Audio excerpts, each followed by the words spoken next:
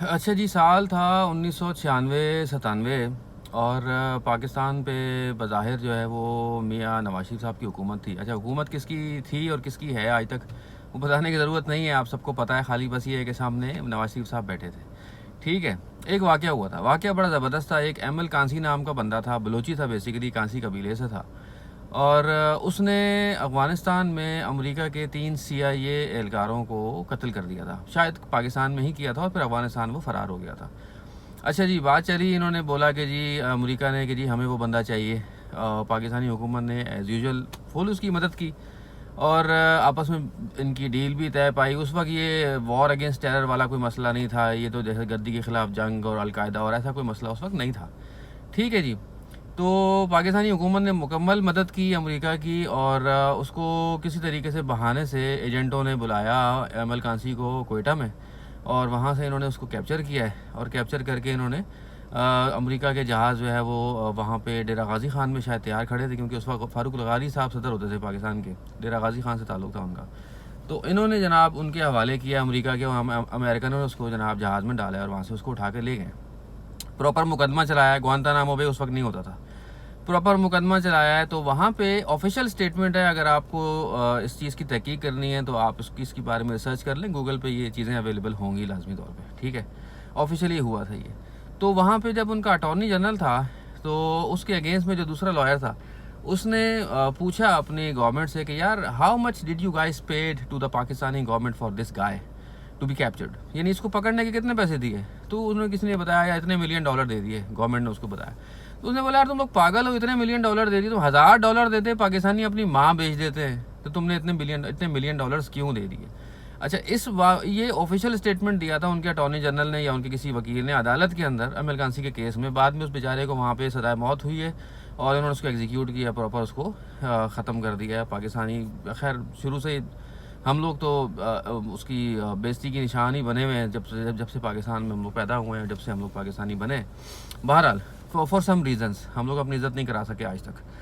تو وہ اب کہنے کا مقصد یہ مدعا یہ ہے کہ اس پہ پاکستانی گورنمنٹ کی طرف سے کوئی آفیشیل اسٹیٹمنٹ نہیں آیا تھا کہ یار اتنی بڑی بات کیسے کہہ دی تم نے، مطلب ہم اپنی ماں بیچ دیتے ہیں. آج مجھے رہ کے خیال آ رہا ہے اس بات کا، اور یہ وہ اس لیے خیال آ رہا ہے کہ دیکھیں تقریباً 40,000 فلسطینی مارے جا چکے ہیں، بیچارے شہید ہو چکے ہیں اسرائیل کی بربریت کی وجہ سے. پوری دنیا میں بائیکاٹ کی ایک مہم چل رہی ہے، پاکستان میں بھی چل رہی ہے.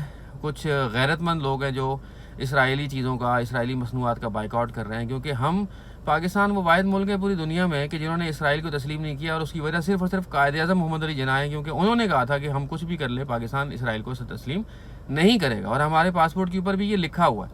اگر یہ وہ نہ کہہ کے جاتے تو شاید ہم جو ہے نا، آپ کو پتہ ہی ہے، پیسے لے لیتے اور ہم نے یہ کام بھی کر لینا تھا، کون سا بڑی بات ہے. بہرحال تو ہم نے اس کو تسلیم نہیں کیا، اور ہم اس کی جو مصنوعات ہیں ظاہر ہے بہت جو غیرت مند اچھے لوگ ہیں وہ آج بھی نہیں کر رہے، میں بھی نہیں کر رہا. میں نے آج تک ابھی جب سے یہ واقعہ ہوا ہے میں نے اپنے آپ کو مکمل طور پر ریسٹرکٹ کیا ہوا ہے، اور میں کسی بھی قسم کی اسرائیلی مصنوعات کو یا انٹرنیشنل مصنوعات کو میں استعمال نہیں کر رہا ہوں. اور میں کوشش کر رہا ہوں اس کی جگہ پہ جو بھی میں لوکل چیزیں استعمال کر سکتا ہوں جتنا پاسبل ہو سکے وہ میں کر رہا ہوں. ٹھیک ہے. تو اب ہو یہ رہا ہے کہ ہمیں جو بائیک آؤٹ کرنا چاہیے نا، اس میں آپ دیکھیں کہ آپ اگر غور کریں، کل میں غور کر رہا تھا تو مجھے یہ خیال آیا کہ پاکستان میں نا کوئی چھوٹا سا واقعہ بھی ہو تو یہ ملا باہر نکل آتے ہیں، مذہبی جماعتیں باہر نکلتی ہیں اور بڑا شور مچتا ہے، وہ بھائی یہ اس کا یہ فلاں گستاخ، فلاں یہ فلاں وہ، اور بڑے بڑے فتوے نکلتے ہیں سب کچھ. یار 40,000 فلسطینی بیچارے اس دنیا سے چلے گئے ہیں جو معصوم تھے، اور 70-80 ہزار کے قریب بیچارے جو ہیں وہ زخمی ہیں، کھانے کو وہاں ان کو کچھ مل نہیں رہا ہے، اتنے برے حالات ہیں. کسی ایک مولوی کی طرف سے آپ نے کوئی ایک بھی فتویٰ سنا ہے کہ اسرائیلی مصنوعات کا استعمال حرام ہے، اسرائیل کے ساتھ تجارت حرام ہے؟ وہ تجارت کیسی ہے؟ وہ ہمیں چیزیں بیچ رہا ہے، ہم خرید رہے ہیں، سارا پیسہ ان کو جا رہا ہے، کوکا کولا پی رہے ہیں، پیپسی پی رہے ہیں، میکڈونلڈس کھا رہے ہیں، جو KFC کھا رہے ہیں، اس طرح کے یہ جو ہم صابن، وہ یہ لکس وکس، یہ جتنے بھی چیزیں ہیں باہر کی جتنی چیزیں ہیں یہ ساری کی ساری اسی کی ہیں. ہم تو چاکلیٹ بھی اسی کی کھا رہے ہیں، ہم تو دودھ بھی باہر سے بنے ہوا استعمال کرتے ہیں، امپورٹڈ بڑے فخر سے پہنتے ہیں. ہماری گھڑیاں ہو گئی، ہمارے یہ ہو گئے، موبائل فونز ہو گئے، ہر چیز ہم بڑے فخر سے استعمال کرتے ہیں. ہم تو ڈالرز میں ان کو بیچتے ہیں، ان سے چیزیں خریدتے ہیں، وہ ہم سے ڈالرز میں یہاں سے لے کے باہر چلے آتے ہیں. پوری کمپنیاں. آپ شام کو دیکھیں ٹی وی میں، آپ کے گھر میں جو ٹی وی ہے اس میں آپ ایڈز دیکھیں تو آپ کے پاس حرام ہے جو کسی پاکستانی کمپنی کا ایڈ آتا ہو. 99.9% سارے ایڈز جو ہیں وہ انٹرنیشنل کمپنیوں کے، جن میں سے میجورٹی جو ہے وہ اسرائیلی کمپنی اور امریکی کمپنی ہے، کیونکہ امریکہ بھی اس کا مکمل ساتھی ہے. تو دیکھیں کسی مذہبی جماعت کی طرف سے کوئی بھی ایک فتویٰ نہیں آیا کسی مولوی کی طرف سے جو 2 روپے کا یہ ہوتا ہے نا مولوی، عام گلی کا مولوی. میں استغفر اللہ معاذ اللہ، میں بڑا ہارش لفظ استعمال کر رہا ہوں لیکن دل ٹوٹا ہوا ہے، مجھے ایسا بولنا نہیں چاہیے تھا، لیکن اس گلی کے مولوی کی طرف سے بھی ایسا کوئی نہیں آیا. کسی KFC، کسی میکڈونلڈس کے باہر جا کے، کسی ٹم ہارٹنز کے باہر جا کے کسی نے کوئی احتجاج نہیں کیا. آپ نوٹ کر لیں میری باتوں کو، میں جھوٹ بول رہا ہوں تو آپ خود اس چیز کو گواہی دیکھ لیں.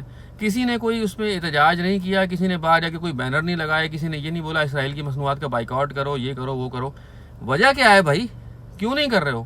اوپر سے آپ یہ دیکھیں کہ ہم جو باغیرت مسلمان پاکستانی ہیں، بہت سارے ایسے، ان میں سے آپ یہ دیکھیں کہ جو لوگ ان کا بائیکاٹ کر کے بیٹھے ہیں، ان سے میری ریکویسٹ ہے، میں خود بھی، کہ ان لوگوں کا بائیکاٹ بھی کریں جو ان کی مصنوعات کی تشہیر کر رہے ہیں، جو پیپسی کے ایڈ میں آ رہے ہیں، جو کوکا کولا کے ایڈ میں آ رہے ہیں، جو ان جیسی باقی پروڈکٹس کے ایڈ میں آ رہے ہیں، جو ان کے ایڈورٹیزمنٹ کر رہے ہیں، جو ایکوافینا کے ایڈ میں آ رہے ہیں، جو ان کی باقی چیزوں کے ایڈ میں آ رہے ہیں. تو خدا را آپ ان لوگوں کو بھی انفالو کریں، ان کا بھی بائیک آؤٹ کریں، اور ان کو اور جمے رہیں. کوئی اور کرے یا نہ کرے، کا بات کہنے کا مقصد صرف یہ تھا کہ میں اپنی ذات کا ذمہ دار ہوں. ہر بندہ اپنے اوپر اگر یہ چیزیں لاگو خود سے کرے گا نا، اور اپنی غیرت ایمانی کا ثبوت دے گا، تو انشاءاللہ یہ بائیک آؤٹ آگے تک چلے گا، اور ان لوگوں کو اتنا نقصان ہوگا کہ ان کی نسلیں بھی یاد رکھیں گی. تو ہم نے اور آپ نے اور جتنے لوگ یہ بائیک آؤٹ کر رہے ہیں، ہم نے اس پہ قائم رہنا ہے انشاءاللہ. اور میری پوری کوشش ہوگی کہ میں اپنی زندگی میں دوبارہ یہ والی جو انٹرنیشنل مصنوعات ہیں ان کو نہ خریدوں، ان کا اپنے اوپر اس طرح سے حرام کر لیں جس طرح سے آپ نے شراب کو حرام کیا ہے، جس طرح سے آپ نے باقی چیزوں کو، کہ جو میرے معصوم مسلمان بھائیوں کا قتل عام کرے اس کے ساتھ میں تجارت کروں، یہ ہو نہیں سکتا. ٹھیک ہے؟